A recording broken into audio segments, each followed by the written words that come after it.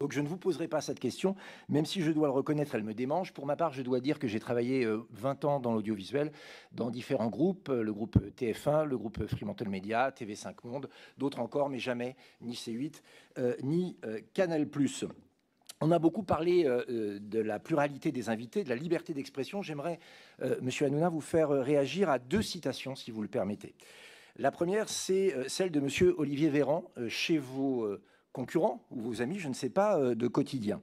Il leur a dit: je voudrais saluer votre rigueur à Quotidien, car je suis ici dans une émission qui est sans doute la dernière à refuser de recevoir le Rassemblement national. Il faisait écho d'ailleurs à un journaliste du Quotidien, Monsieur Belvert, qui disait: on n'est pas le service public, on est une chaîne privée, donc on fait un petit peu ce qu'on veut, pour dire qu'il n'invitait pas certains groupes politiques. Moi, j'aimerais savoir, en la matière, quelle est votre politique? Est-ce qu'il y a des gens que vous vous interdisez d'inviter en fonction de leurs opinions politiques ou du groupe auquel ils appartiennent?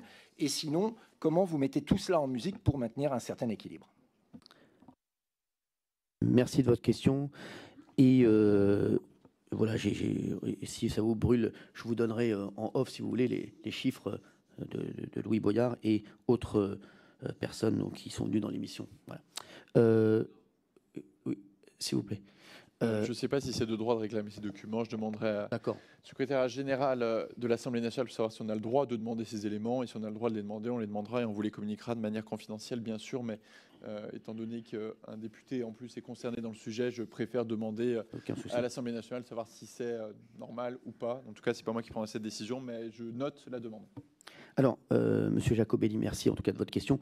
Concernant les déclarations d'Olivier Véran chez nos amis de Quotidien, enfin, nos confrères, enfin, nos concurrents, Quotidien, sachez que, et je lui ai dit d'ailleurs ce que j'en pensais, et je pense que c'est pour moi tout ce qui fait qu'aujourd'hui la France est divisée. Et en plus, j'apprécie énormément Olivier Véran, sachez-le, puisque je le connais en dehors. C'est un garçon qui est extrêmement intelligent et qui fait pour la plupart des fois des déclarations qui sont extrêmement pertinentes.